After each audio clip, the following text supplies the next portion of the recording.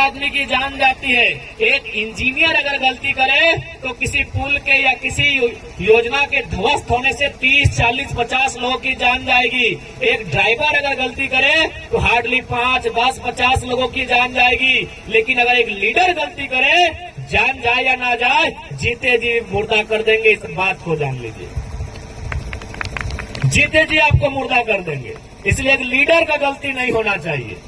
बाकी लोग अगर गलती करेंगे तो मिनिमम लोगों को नुकसान होगा, एक लीडर अगर गलती करेगा तो मैक्सिमम लोगों को नुकसान होगा। इसलिए आज इस राज्य को पढ़े लिखे युवाओं की दरकार है, जो दिल्ली में जाए या राजधानी में जाए आपके नेतृत्व को रख सके। अभी उदाहरण के लिए कल मैं रामगढ़ से होके आया। रामगढ़ में रामगढ़ बोकारो 3 गो सड़क आया है, 3 गो सड़क बन रहा है। उन्होंने बताया कि मैंने 30 लाख में सड़क के किनारे जमीन खरीदा था। इस सरकारी सड़क में वो मेरा सारा जमीन चला गया और बदले में हमको मात्र 4 लाख मिला। क्योंकि उसने रेट क्या मिला था, क्योंकि सड़क किनारे जमीन थी। जाहिर सी बात है, अगर उसने 30 डिसमिल लिया होगा तो 30 लाख लगा होगा। लेकिन सरकारी रेट में क्या है, 16,000, 15,000। बताइए, अगर आपका एक लीडर होता तो सदन में जाके इस चीज को प्रेजेंट करता कि भाई आप उसके 40 साल की नहीं 40 पीढ़ी की जमा पूंजी को ले रहे हैं, तो एक ऐसा मुआवजा लगाइए। ऐसे भी आप सड़क बनाते हैं या फिर कोई भी सरकारी योजना लेके आते हैं, कॉर्पोरेट को फायदा होता है, टेंडर लेने वाले को फायदा होता है, जो ब्यूरोक्रेट्स होते हैं उनको फायदा होता है, जो डिपार्टमेंट के मिनिस्टर होते हैं उनको फायदा होता है। तो उस जमीन के मालिक को फायदा क्यों नहीं होना चाहिए जिसका जमीन गया है? क्योंकि हाउस में रखने वाला आपकी बात को कोई नहीं है। हाउस में जब तक आपका रिप्रेजेंटेटिव नहीं मिलेगा जो आपकी बातों को रख नहीं पाएगा, इसी प्रकार हमारा नुकसान होगा। इसलिए आज हाउस में अच्छे लीडर को भेजिए जो हमारी बातों को रख सके, जिनकी योजनाओं में, जिनकी तर्कसंगत बातों में एक ऐसी शक्ति हो जो झारखंड का जीर्णोद्धार कर सके। इसलिए आज चूंकि हम लोग ज्यादा समय बोल पाने में असमर्थ हैं, अस्वस्थ है बहुत ज्यादा, लेकिन फिर भी मैंने आमंत्रण था कि इस कार्यक्रम में हमें आना है। इसलिए आज जितने भी नौजवान आए हैं, भारत एक लोकतांत्रिक देश है, हम लोग लोकतंत्र की मर्यादा का अनुकरण करते हुए हम लोग राजनीतिक बदलाव का जो संकेत दिए है इस राज्य में, और ये संभावना दिख रही है। इस बात को मानिए, कहते हैं ना कि जब जब अन्याय होता है, जुल्म होता है, कोई ना कोई आके खड़ा होता है। आज 2 साल पहले हमें कोई नहीं जानता था, मेरे प्रखंड से बाहर लोग मुझे नहीं जानते थे। मैं आपका ये खंडौली डैम जब 3री या 4वीं क्लास में था, 2004-5 के आसपास तब आया था। लेकिन आज पूरे राज्य के लोग अगर जान रहे हैं तो कहीं ना कहीं वही नियति की मांग है, समय की मांग है, वही लाचार बेबसों की आवाज बने हैं, तब जाकर आज आपके बीच में खड़ा हूं। इसलिए आज मैं आज के इस सभा के माध्यम से तमाम झारखंड वासियों से अपील करूंगा, उनसे निवेदन करूंगा कि इस आंदोलन में हमारा हिस्सा बनेंगे। ये आंदोलन हमारे लिए नहीं, ये आंदोलन आने वाली पीढ़ी के लिए भी है। ये आंदोलन, ये राजनीतिक चेतना झारखंड के आने वाले भविष्य को सुदृढ़ करेगी। इसलिए आज जितने भी नौजवान, जितने भी अभिभावक इस मिट्टी से आकर जुड़े हैं, हमारी बातों को सुनने के लिए आए हैं, उन सभी से मेरा अनुरोध होगा, आज इस झारखंड राज्य की जो कल्पना की गई थी, आज कहीं ना कहीं वो कल्पना बन के रह गई है। उस कल्पना को अगर हकीकत का रूप देना है तो नौजवान आपको सोचना होगा। अगर आज आप और हम नहीं सोचते हैं तो इसी प्रकार हमारी बहालियों को अन्य राज्य के लोगों को बेचा जाएगा, हमारे खेत खलिहानों को कहीं डैम के नाम से, कहीं किसी योजना के नाम से, मिल्स फैक्ट्री के नाम से कॉर्पोरेट के हाथों में दे दिया जाएगा। इसलिए आज झारखंड को बचाने के लिए हर एक नौजवान को, हर एक घर से एक बेटे को आगे आके और एक मुहिम चलानी होगी कि हर एक ग्राम एक जयराम, इस नारे के साथ चलना होगा। मैं अकेला कहां जाऊंगा? कल ही 5 जगह रोड एक्सीडेंट हुआ था, हमने एक ही लाइन कहा कि 5 जगह हम कैसे पॉसिबल है अटेंड कर पाएंगे। इसलिए हर एक ग्राम में अगर वास्तव में मैंने इस राज्य की नींद उड़ाई है, ब्यूरोक्रेट्स की, शासन की, तो आप मेरे जैसा प्रयास कीजिए कि हर एक गांव से एक नौजवान उभर कर सामने आए। और ये तो हमने किया है, पिछले 2 सालों में किया है कि आज इस राज्य में जो राजनीतिक परिवेश है, जो ब्यूरोक्रेट्स की मानसिकता है, उसे तो बदलने का काम किया है। हाल ही फिलहाल हमारा सामना सीधा बन्ना गुप्ता से हुआ था।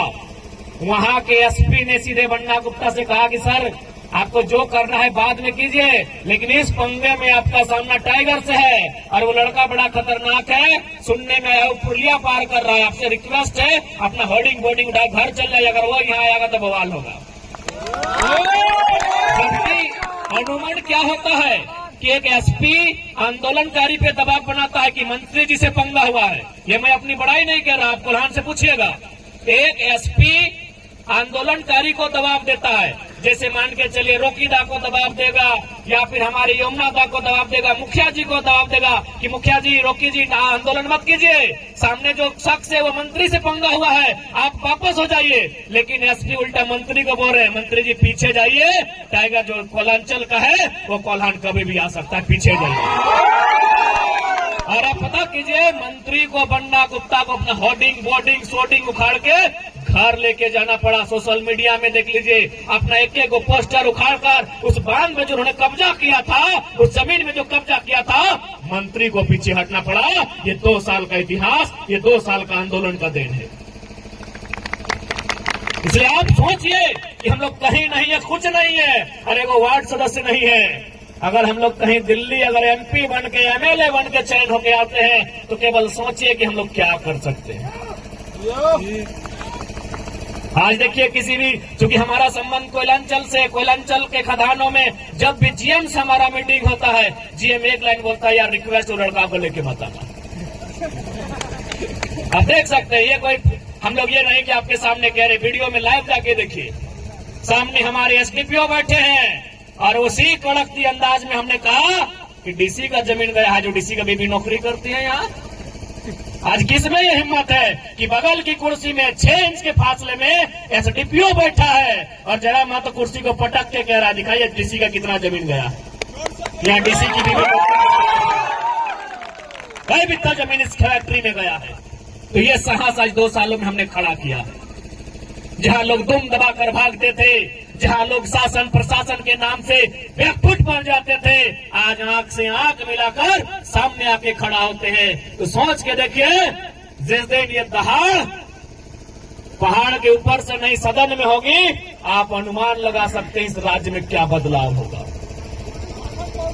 अब बिल्कुल हम लोग आश्वस्त करते हैं कि अगर हम लोग एमपी के लिए चुने जाते हैं तो हम लोग का स्वभाव यहाँ गिरिडीह के एमपी, कोडरमा के एमपी और हजारीबाग के एमपी के जैसा नहीं होगा।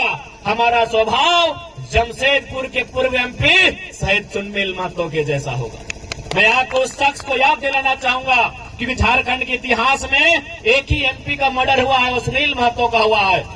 जब वे 7 दिन बाद कोयला मंत्री बनने वाले थे, उनका हमेशा टाटा से विस्थापन को लेकर पंगा होता था, हमेशा विस्थापित रैयतों की बात करते थे।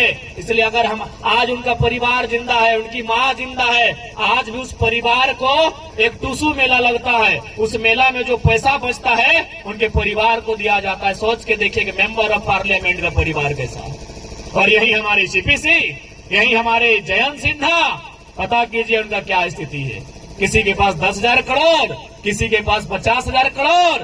तो इसलिए एमपी ऐसा होना चाहिए जो आपके बीच का अगर है तो आपके बीच के जैसा होना चाहिए। और आप इस बात को लेकर आश्वस्त हो सकते हैं कि हम लोग अपने वचनों से नहीं मुकरेंगे।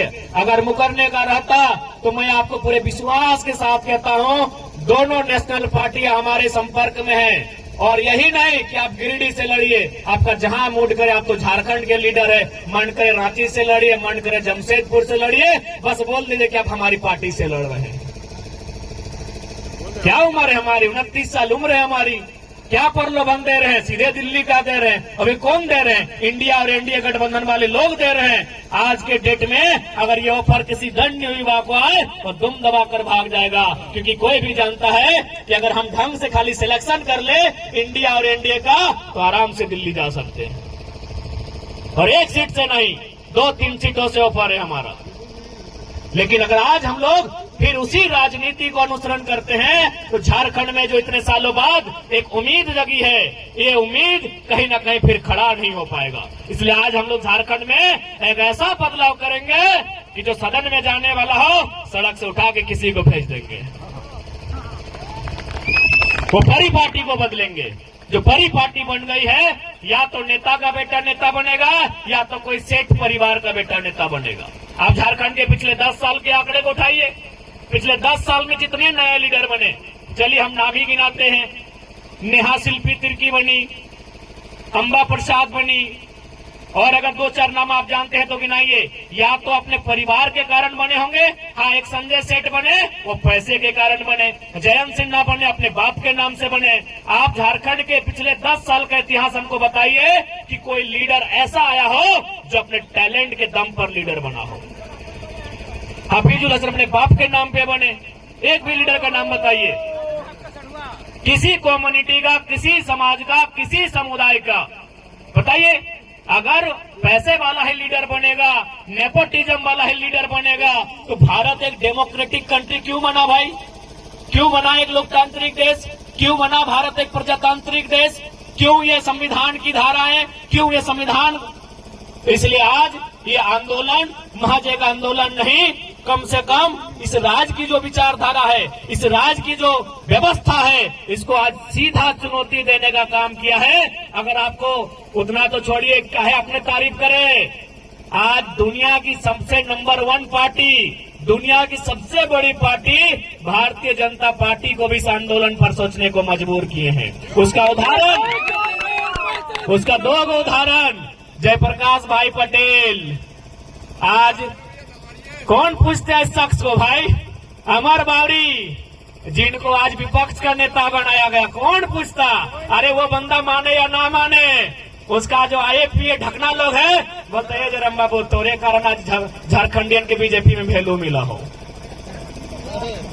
मैं यही देखिए ना, गोड्डा के सांसद गैर झारखंडी, जो हमारे गिरिडीह के पूर्व सांसद 5 बार गैर झारखंडी, हजारीबाग के सांसद गैर झारखंडी, चतरा के सांसद गैर झारखंडी, पलामू के सांसद गैर झारखंडी, रांची के सांसद गैर झारखंडी, और सारे के सारे बीजेपी से। तो कहीं ना कहीं अगर आज जेपी पटेल और अमर बावरी को अगर वहां कदर पद बढ़ा है, तो ये आंदोलन को आप इग्नोर नहीं कर सकते।